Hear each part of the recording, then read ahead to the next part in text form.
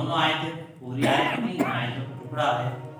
पहली वाली आयत का भी एक टुकड़ा है, वो पूरी आयत करीमा नहीं है। इसी तरीके से ये भी पूरी आयत करीमा नहीं है, लेकिन जितनी पढ़ी गई है इसमें अल्लाह तबारक व तआला की तरफ से ही बयान किया गया है कि जनाब नबी करीम सल्लल्लाहु अलैहि वसल्लम को भेजे जाने का मकसद और जनाब नबी करीम सल्लल्लाहु अलैहि वसल्लम पर कुरान करीम नाज़िल करने का मकसद ये है कि उन तमाम अहकामात को, उन तमाम बातों को जो अल्लाह तबारक व तआला की तरफ से लोगों की तरफ उतारी गई है, जनाब नबी करीम सल्लल्लाहु अलैहि वसल्लम उन बातों की वजाहत करते, उन्हें खोल कर लोगों के सामने बयान करते। और जनाब नबी करीम सल्लल्लाहु अलैहि वसल्लम लोगों को ज़ाहिर बातिनी गंदगियों से काबज़ा करें और अल्लाह की किताब को भी अल्लाह के रसूल सल्लल्लाहु अलैहि वसल्लम लोगों के सामने खोल दें।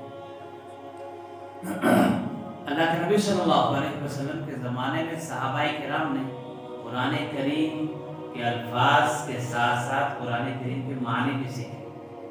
यही वजह है कि कई लोग हैं जिन्होंने एक एक सूरत सीखने में कई साल लगा दिए।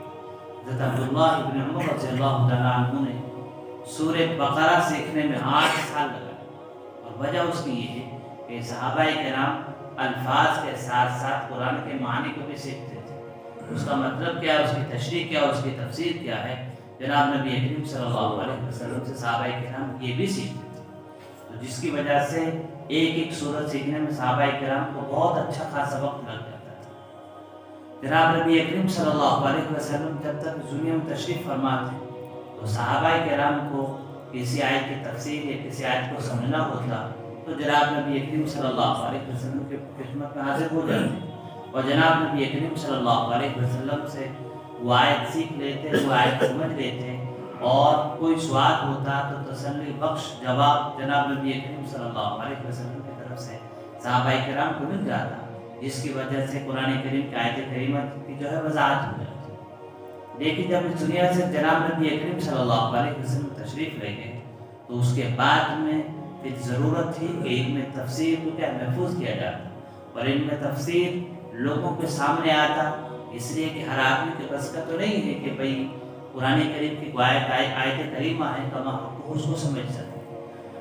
तो अल्लाह तबारक व तआला ने जनाब नबी करीम सल्लल्लाहु अलैहि वसल्लम जब दुनिया से तशरीफ़ ले तो ऐसे लोगों को खड़ा कर दिया जिन्होंने जनाब नबी करीम सल्लल्लाहु अलैहि वसल्लम ने कुरान करीम की आयत की क्या तफसीर की है, क्या वजाहत की है, और अल्लाह के रसूल के बाद अल्लाह के नबी सल्लल्लाहु अलैहि वसल्लम के सहाबाए किराम ने कुरान करीम की आयत की जो तफसीर की है, जो उनकी वजाहत की है, अल्लाह तबारक व तआला के उन बंदों ने इल्म तफसीर को भी क्या कर दिया, महफूज कर दिया।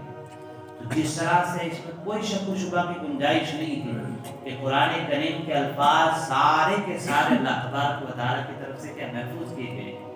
इसी तरह जनाब नबी करीम सल्लल्लाहु अलैहि वसल्लम की तफासिर कुरान करीम से मुताल्लिक़ और सहाबाए किराम ने जो तफासिर की हैं कुरान करीम की, वो सारे के सारे भी क्या महफूज हो। तो अल्फाज के साथ साथ अल्लाह तबारक व तआला की तरफ से कुरान करीम के मानी को भी क्या करती है, महफूज कर दिया गया। लिहाजा कोई भी गुमराह शख्स कुरान करीम की गलत तफसीर या गलत मतलब या गलत माना नहीं बयान कर सकता। इंसान कोई भी अगर गलती करना चाहे या कोई शरारत करना चाहे तो अल्फाज कुरान करीम के नहीं बदल सकते, लेकिन किस एतबार से तहरीफ, किस तरह एतबार से तहरीफ न किसी चीज़ को बदल दे। तो कुरान करीम में तहरीफ लफ्ज़ी तो हो नहीं सकती, अल्फाज से बदले नहीं जा सकते, लेकिन मानवी एतबार से क्या माना बदल सकता है, मानवी एतबार से तहरीफ हो सकती है।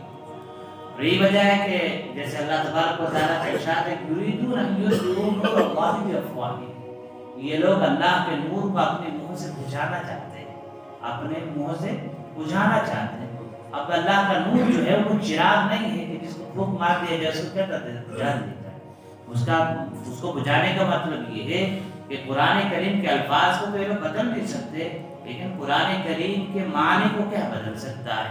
जो आदमी शरारती होगा वो कैसे बदलेगा, अल्फाज से बदल नहीं सकता, लेकिन मानवी एतबार से क्या तहरीर कर सकता है, मानवी एतबार से उसको क्या बदल सकता है। लेकिन अल्लाह ने माने को भी कुरान करीम के क्या करते हैं, महफूज करते हैं। तो जो लोग शरारती हैं, जो गुमराह लोग हैं, जो लोग इस तरह का काम करना चाहते हैं, उनका मकसद ये था, लेकिन अल्लाह तबारक व तआला ने कुरान करीम کریم کے الفاظ کے ساتھ ساتھ ایسے لوگوں کو کھڑا کر دیا جن کے ذریعے اللہ تبارک و تعالیٰ نے قرآن کریم کے معنی کو بھی کیا کرتے ہیں محفوظ کرتے ہیں. ہم پورے یقین کے ساتھ یہ بات کہہ سکتے ہیں کہ اللہ نے جس طرح سے قرآن کریم کے الفاظ کی حفاظت فرمائی ہے اسی طریقے سے اللہ تبارک و تعالیٰ کی طرف سے قرآن کریم کے معنی کی بھی کیا حفاظت ہے. اللہ کا کلام الفاظ لفظی اعتبار سے بھی محفوظ ہے اور معنوی اعتبار سے بھی کیا ہے محفوظ ہے. لہٰذا کوئی بھی انسان اگر اس طرح کی کوئی شرارت کرنا چاہے گا تو وہ فوراً کیا ہے پکڑا جائے گا. یہی وجہ ہے کہ فوراً لوگ اسے کیا پکڑ لیتے ہیں کیونکہ قرآن کریم کے الفاظ کے ساتھ ساتھ قرآن کریم کے معنی بھی کیا ہے محفوظ ہے. وہ اللہ تبارک و تعالیٰ نے کیا محفوظ کرا رکھے ہیں. اس لیے کہ ایسے لوگوں کو اللہ نے کھڑا کر دیا تھا. جناب نبی کریم صلی اللہ علیہ وسلم جب اس نے تشریف لے گئے جنہوں نے قرآن کریم کے الفاظ کے ساتھ ساتھ قرآن کریم کے معنی کو بھی کیا کر دیا محفوظ کر دیا. بہرحال جو آیات کریمہ ہے ٹکڑا جو پڑھا گیا ہے تو اللہ تبارک و تعالیٰ یہ بیان فرمانا چاہتے ہیں کہ آپ کی طرف قرآن کریم بھیجنے کا مقصد یہ ہے کہ لوگوں کی طرف اتاری گئی چیزوں کو آپ کھول دیں, واضح کر دیں, بتا دیں کھول کر لوگوں کو کہ اس میں کیا کہا گیا ہے, کیا بتایا گیا ہے اور وہ احکامات جو ہے کس انداز سے پورے کیا, کیا کیا احکامات ہیں اور کس انداز سے ان احکامات کو پورا کیا جائے گا. اور دوسری آیت کریمہ کہ اللہ کا احسان ہے, اللہ کا احسان ہے اور اللہ نے احسان کی بات ہے. اللہ کی نعمتیں ہیں, اتنے نعمتیں جن کا شمار انسان نہیں کر سکتا. وَإِن تَعُدُّوا نِعْمَتَ اللَّهِ لَا تُحْصُوهَا, اللہ کی نعمتوں کو تم شمار کرنا چاہو بھی تو کر نہیں سکتے. لیکن احسان کی بات اللہ نے نہیں فرمائی. لیکن جناب نبی کریم صلی اللہ علیہ وسلم کے بھیجے جانے کی بات جہاں ہو رہی ہے وہاں اللہ تبارک و تعالیٰ فرمایا لَقَدْ مَنَّ اللَّهُ عَلَى الْمُؤْمِنِينَ, اللہ نے بلا شبہ احسان فرمایا. کن پر؟ ایمان والوں پر, مومنوں پر احسان فرمایا. کسے؟ جناب نبی کریم صلی اللہ علیہ وسلم کو ان میں بھیج کر ان میں پیغمبر بنا کر بھیجا ہے. اللہ تبارک و تعالیٰ کے یہ ایمان والوں پر کیا ہے احسان ہے. تو یہاں پر اللہ تبارک و تعالیٰ نے احسان کی بات کی, یعنی کتنا بڑا کرم ہمارے اوپر اللہ تبارک و تعالیٰ کی طرف سے ہے کہ اللہ کے رسول صلی اللہ علیہ وسلم جیسا پیغمبر, اللہ کے رسول کو سب سے بڑا مقام اور مرتبہ ان کو کس کے لیے بھیجتے ہیں, میرے اور آپ کے لیے بھیجتے ہیں. اللہ مجھے بھی کہنے سے مجھے بھی عمل کی توفیق عطا فرمائے. اللہ